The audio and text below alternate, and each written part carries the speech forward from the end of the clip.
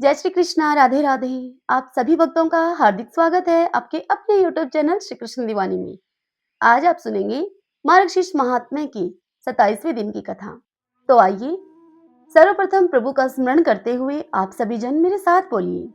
कृष्णं नारायणं वंदे, कृष्णं वंदे व्रज प्रियं, कृष्णं द्वैपायनं वंदे, कृष्णं वंदे प्रथासुतम्। यह कृष्ण भगवान की स्तुति है जो कि उनको प्रसन्न करने के लिए की जाती है।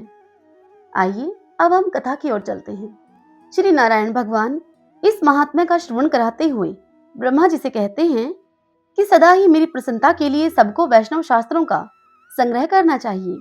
कलयुग में जहाँ जहाँ परम पवित्र भागवत शास्त्र रहता है वहाँ वहाँ मैं संपूर्ण देवताओं के साथ सदैव निवास करता हूँ।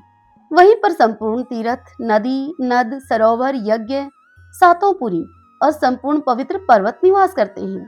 धर्म बुद्धि पुरुष को पाप के नाश और मोक्ष की प्राप्ति के लिए सदा ही भागवत शास्त्र श्रवण करना चाहिए। श्रीमद् भागवतम परम पवित्र, आयु, आरोग्य तथा पुष्टि को देने वाला है। इसके पढ़ने और सुनने से मनुष्य सभी पापों से मुक्त हो जाता है। जो परम उत्तम श्रीमद् भागवतम को न तो सुनते हैं और न ही सुनकर प्रसन्न ही होते हैं, उन पर तो सदा ही यमराज का प्रभुत्व रहता है।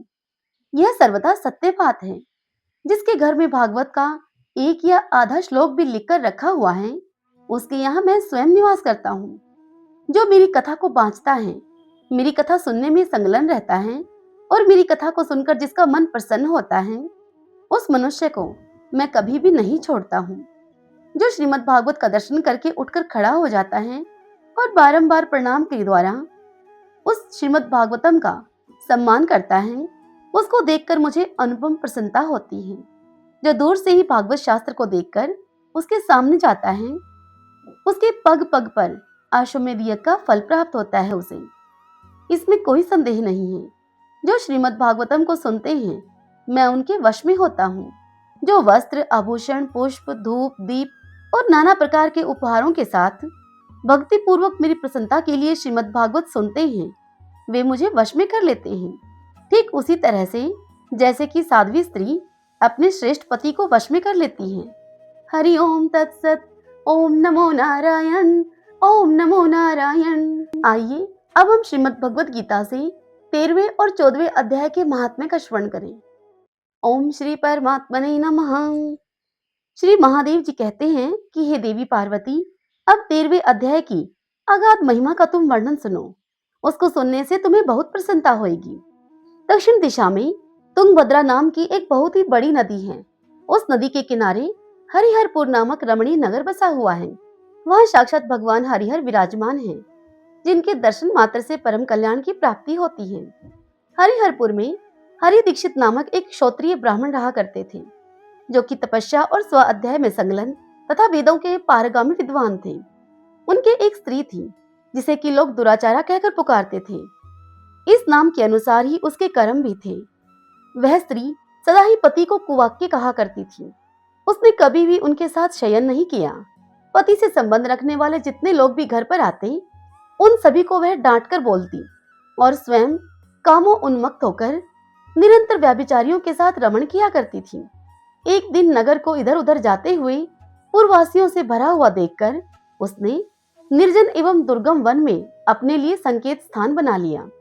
एक समय रात में किसी कामी को न पाकर वह घर के किवाड़ खोलकर अब नगर के बाहर उस संकेत स्थान पर चली गई।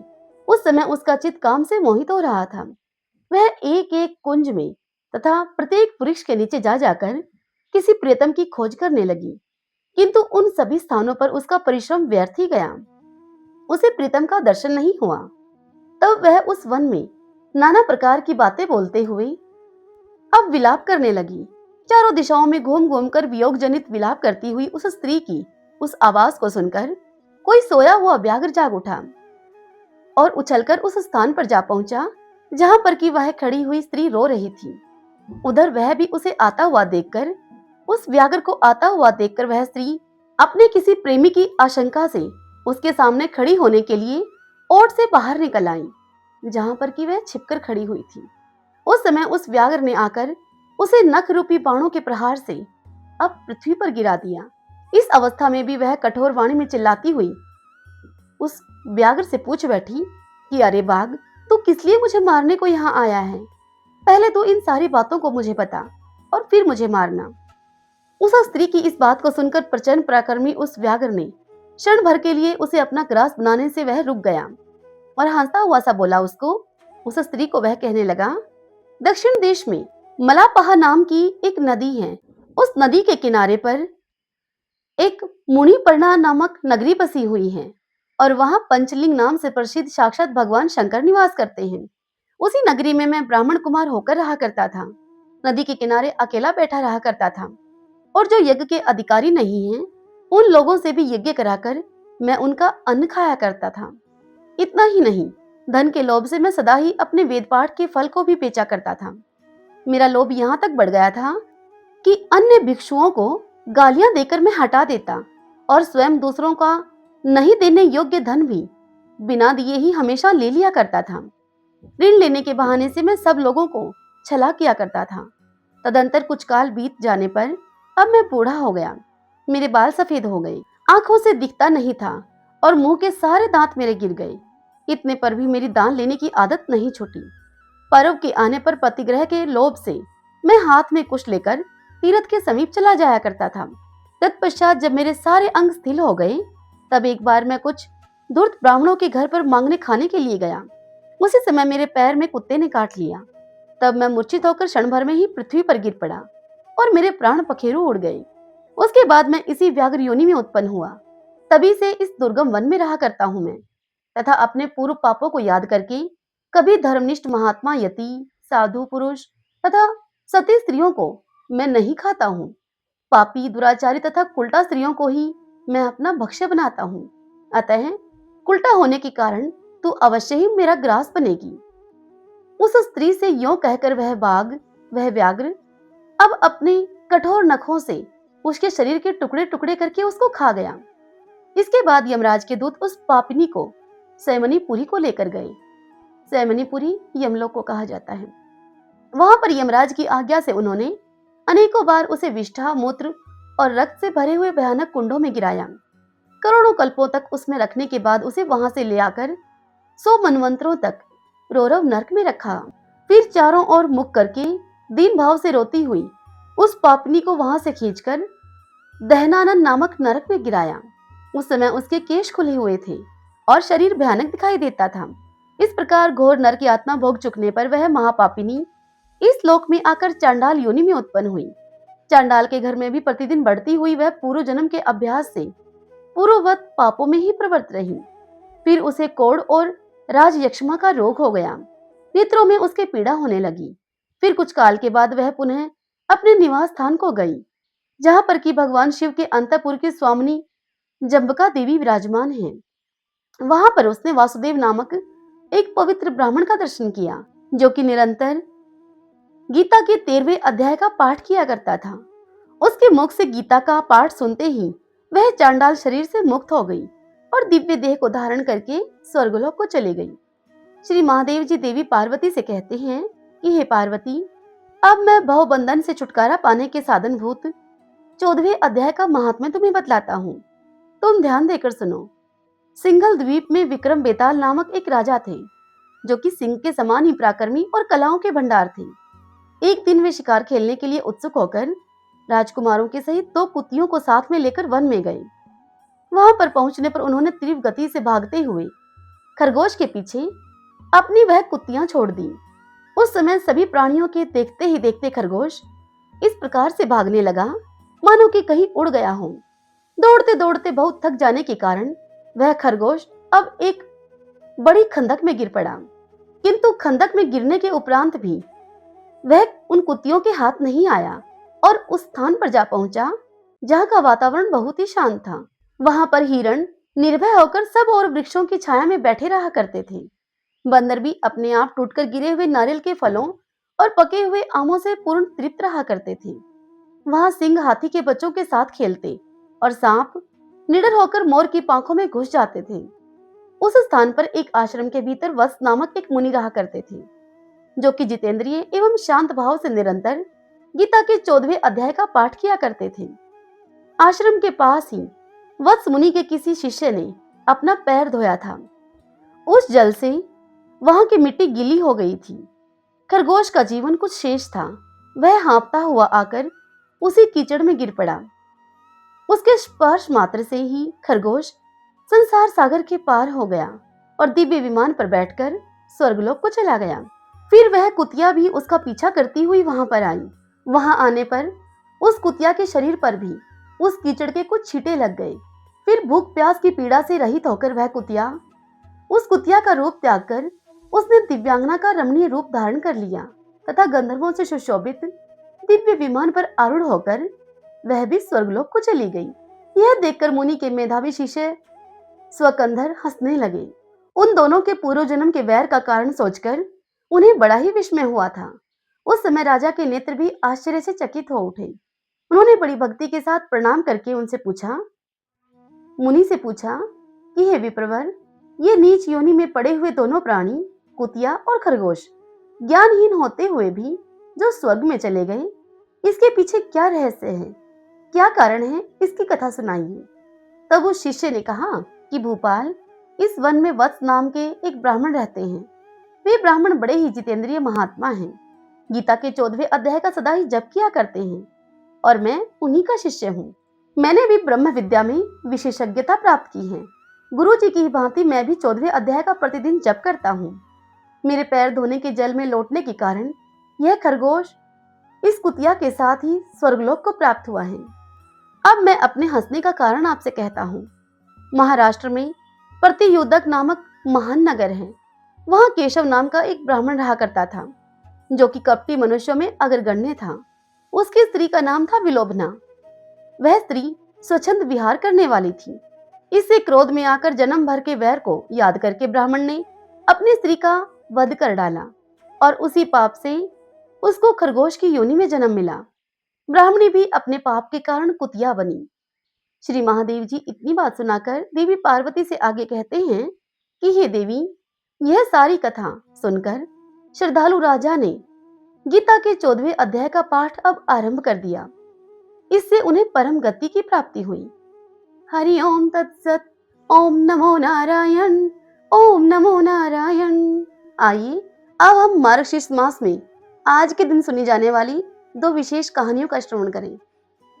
मोक्षदा एकादशी की व्रत कथा। बोलिए श्री लक्ष्मी नारायण भगवान की जय। ओम नमो भगवते वासुदेवाय। अर्जुन ने कहा भगवान श्री कृष्ण से कि हे देवकी नंदन, हे त्रिलोकीनाथ, आप तीनों लोकों के स्वामी हैं, सभी को सुख देने वाले हैं और अपार जगत के पित्र हैं, इसीलिए मैं आपको बारंबार नमस्कार करता हूँ। हे देव, आप सबका हित चाहने वाले संशय को दूर करने वाले हैं। कृपा यह बतलाइए कि इस माह के शुक्ल पक्ष की एकादशी का क्या नाम है, उसके देव कौन हैं और उनकी किस प्रकार की पूजा अर्चना की जाती है। आपकी विशेष कृपा होगी यदि आप मेरे इस संशय को दूर करेंगे। तब देवकी नंदन बोले कि हे अर्जुन, तुमने अत्यंत ही उत्तम प्रश्न किया है, इसीलिए तुम्हारा यश संसार में फैलेगा। तुम ध्यान पूर्वक सुनो। यह एकादशी अनेक पापों को समाप्त कर देती है और यह मोक्षदा के नाम से जानी जाती है। इस दिन श्री दामोदर भगवान की पूजा भक्ति भाव के सहित धूप, नैवेद्य, दीपक जलाकर करनी चाहिए। अतः मैं तुम्हें एक पौराणिक कथा सुनाता हूँ। इस एकादशी उपवास के प्रभाव से नरक में गए हुए पूर्वज, बंधु बांधव, माता पिता आदि को भी पुनः स्वर्ग में स्थान मिलता है। अतः एकाग्रचित होकर तुम इस कथा को सुनो। प्राचीन काल में गोकुल नामक एक नगर में वैखानस राजा का राज्य था। उसके शासनकाल में वेद ज्ञाता अनेक बुद्धिमान ब्राह्मण भी रहा करते थे। एक दिवस रात्रि को राजा ने अपने पिता को नरक में पड़े हुए देखा। अपने पिता को नरक में देखकर वह राजा बड़ा ही चकित और दुखी हुआ। दिन निकलने पर उस राजा ने अपने विद्वान ब्राह्मणों को सभा में बुलाकर उनके समक्ष अपने स्वप्न की सारी बात कही। राजा ने उनको बताया कि हे विद्वानों, मैंने रात्रि को सोते हुए स्वप्न में अपने पिता को नरक में रहते हुए देखा है।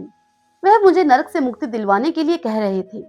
वे वहां पर अत्यंत ही बेचैन और दुखी हैं। अतः मुझे अपने पिता का दुख जानकर धन, वैभव, राजकाज, ऐश्वर्य, हाथी घोड़े, पत्नी और संतान कुछ भी अच्छा नहीं लग रहा है। इसलिए मेरे पिता का नरक से मुक्ति का कुछ उपाय आप मुझे बतलाइए। मेरा शरीर तप रहा है।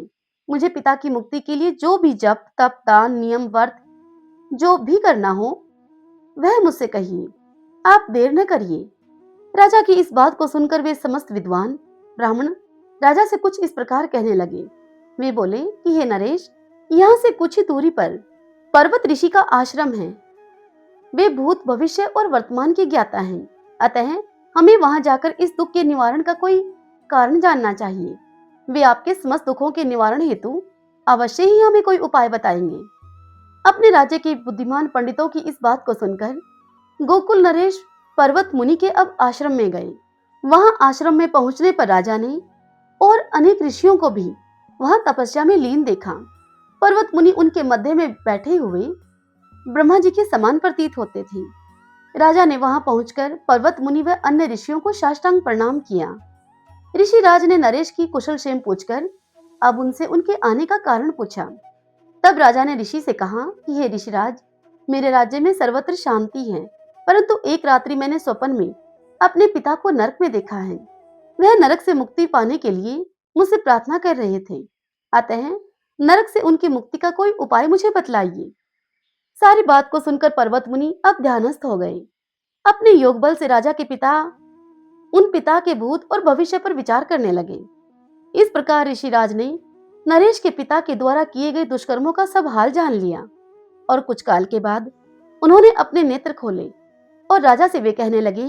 वे बोले, हे नरेश, मैंने भूतकाल में तुम्हारे पिता के द्वारा किए गए दुष्कर्मों को जान लिया है। आपके पिता ने पूर्व जन्म में सौतन के कहने पर अपनी कामातुर दूसरी रानी को मांगने पर भी ऋतुदान नहीं दिया। उसी पाप के कारण तुम्हारे पिताश्री आज नरक भोग रहे हैं।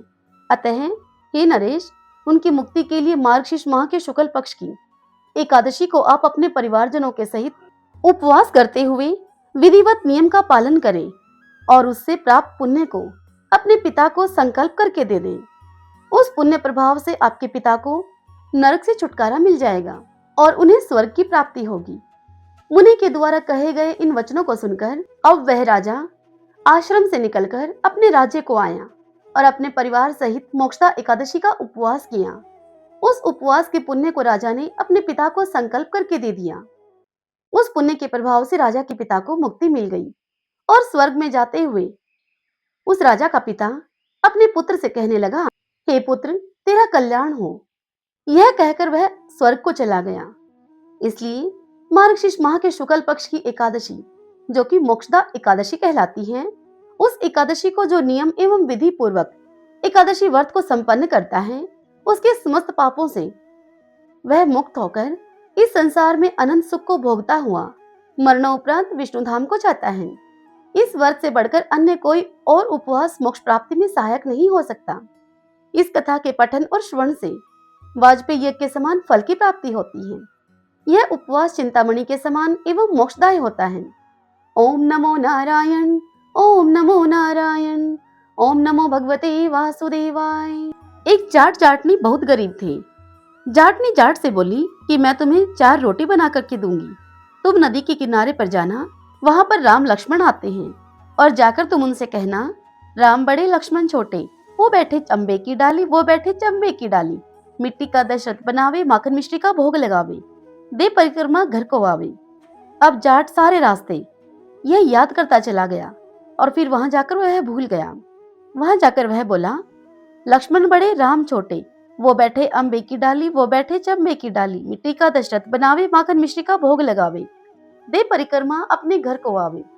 यह सुनकर राम कहने लगे लक्ष्मण से कि लक्ष्मण, तुम्हें बड़ा बताया है, तुम कुछ दो इसे। तब लक्ष्मण बोले कि हे राम, इसकी बुद्धि तो मलिन हो गई है, यह तो मूर्ख है, कहीं राम से भी बड़ा कोई दुनिया में है क्या? यह सुनकर राम बोले कि नहीं लक्ष्मण, तुम्हें इसने बड़ा बताया है, तुम कुछ दो इसे। लक्ष्मण ने अब थोथे बांस में मोहर अशरफी भरकर उसको दे दी। रास्ते में मोहर अशरफी उसकी चोरों ने चुरा ली। अब वह जाट अपने घर पहुंचा। घर आया हुआ देखकर जाट को जाटनी उससे बोली, कुछ मिला क्या? तब जाट बोला कि हाँ, मिला तो बहुत कुछ था, परंतु रास्ते में चोरों ने चुरा लिया। तब यह सुनकर जाटनी बोली, कोई बात नहीं, कल तुम फिर से जाना। अब अगले दिन फिर से 4 रोटी बनाकर जाटनी ने उसको सारी बात सिखाई। राम बड़े लक्ष्मण छोटे, वो बैठे अम्बे की डाली, वो बैठे चंबे की डाली, मिट्टी का दशरथ बनावे, माखन मिश्री का भोग लगावे, दे परिक्रमा अपने घर को आवे। अब पूरे रास्ते जाट यही सब याद करता चला गया और वहां जाकर वह फिर से भूल गया। वहां जाकर वह बोला, लक्ष्मण बड़े राम छोटे, वो बैठे अम्बे की डाली, वो बैठे चंबे की डाली। मिट्टी का दशरथ बनावे, माखन मिश्री का भोग लगावे, दे परिक्रमा अपने घर को आवे। अब यह सुनकर राम बोले कि हे लक्ष्मण, आज भी तुम्हें ही बड़ा बताया है इसने, तुम कुछ दो इसको। तब लक्ष्मण बोले कि हे राम, इसकी बुद्धि तो मलिन हो गई है, यह महामूर्ख है, कहीं राम से बड़ा कोई दुनिया में है भी क्या।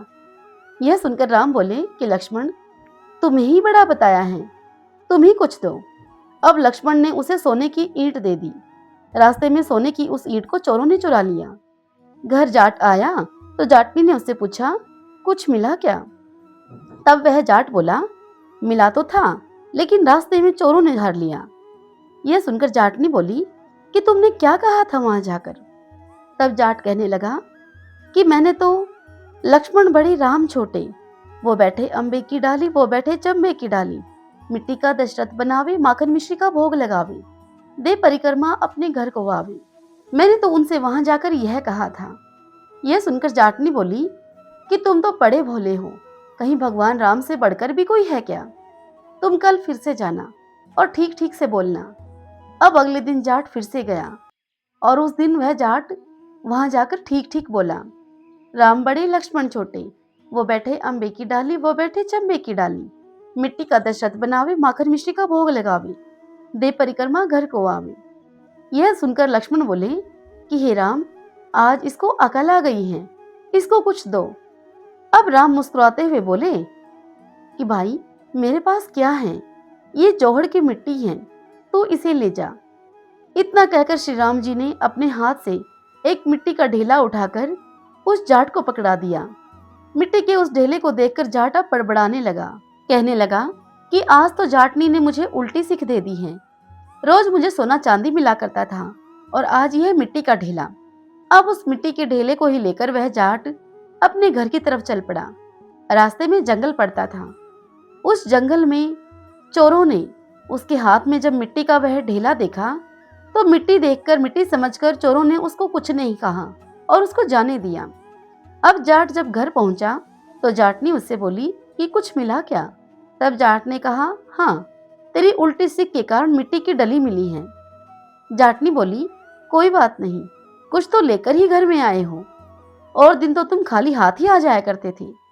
मिट्टी का कुछ न कुछ तो मैं काम बना ही लूंगी, चूल्हा लीप लूंगी, आंगन लीप लूंगी, किसी न किसी काम में तो आ ही जाएगी। अब वह जाटनी जाट से उस मिट्टी के ढेले को लेकर तुलसी के पौधे के नीचे रखकर सो गई। सवेरे उठकर देखा तो तुलसी के गमले में हीरे मोती जगमगा रहे हैं। भगवान राम तो मिट्टी का भी सोना कर देते हैं। जैसे भगवान राम ने उनकी दरिद्रता को दूर किया, ऐसे ही सबकी करें।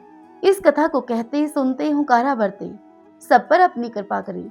बोलिए जय जय सिया राम। बंशी शोभित कर मधुर, नील जलद तन श्याम, अरुण अधर जनु बिंब फल, नैन कमल अभिराम, पूर्ण इंद्र अरविंद मुख, पीतांबर शुभ साज, जय मनमोहन मदन छवि, कृष्ण चंद्र महाराज, जय यदुनंदन जय जगवंदन, जय वसुदेव देवकी नंदन, जय यशोदा सुत नंद दुलारे, जय प्रभु भक्तन के दृगतारे, जय नट नागर नाग नथैया, कृष्ण कन्हैया धेनु चरैया, पुनि नख पर प्रभु गिरवर धारो, आओ दीनन कष्ट निवारो, बंसी मधुर अधर ठर टेरो, होवे पूर्ण विनय यह मीरो, आओ हरि पुनि माखन चाको, आज लाज भारत की राखो, गोल कपोल चिबुक अरुणारे, मृदु मुस्कान मोहिनी डारे, रंजित राजीव नैन विशाला, मोर मुकुट वैजयंती माला,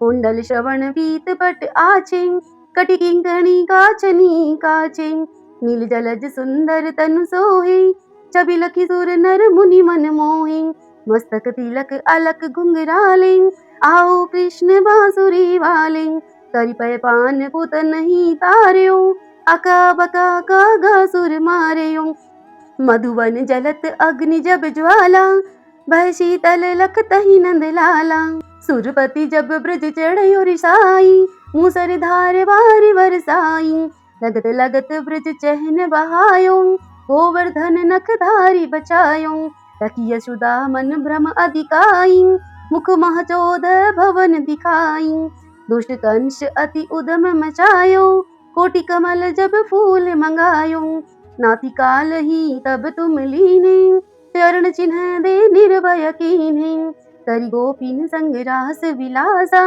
सबकी पूर्ण करि अभिलाषा, केतिक महा असुर संहार्यो, कंस ही केश पकड़ि दय मार्यो, माता पिता की बंदी छुड़ाई, उग्रसेन कह राज दिलाई, मही से मृतक छाओ सुत लायो, मातु देव की शोक मिटायो, भौमासुर मुर दैत्य सहारी, लाए शठ दश सहस कुमारी, दैव्य मही तृण चीर सहारा, जरा सिंधु राक्षस कह मारा, असुर बकासुर आदिक मार्यो, भक्तन के तब कष्ट निवार्यो, दीन सुदामा के दुख टार्यो, तंदुल 3 मुट्ठी मुख डार्यो, प्रेम की साग विदुर घर मांगे, दुर्योधन के मेवा त्यागे, लखी प्रेम की महिमा भारी, ऐसे श्याम दीन हितकारी, भारत के पारथ रथ हागे, लिए चक्र कर नहीं बल ताके,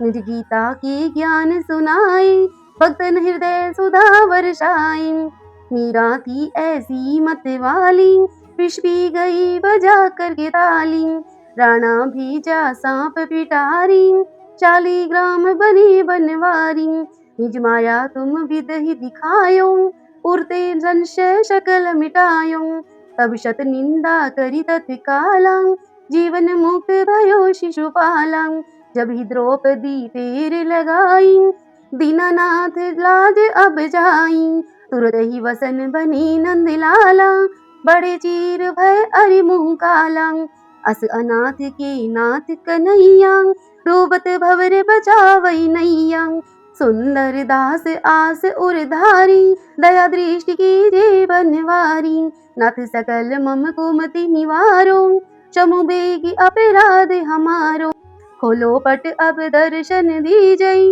बोलो कृष्ण कन्हैया की जय। यह चालीसा कृष्ण का पाठ करे उरधारी, अष्ट सिद्धि नवनिधि फल लहे पदार्थ चारी, बोलिए श्री कृष्ण भगवान की जय। आइए अब प्रभु नाम संकीर्तन करते हुए 5 बार बोलेंगे।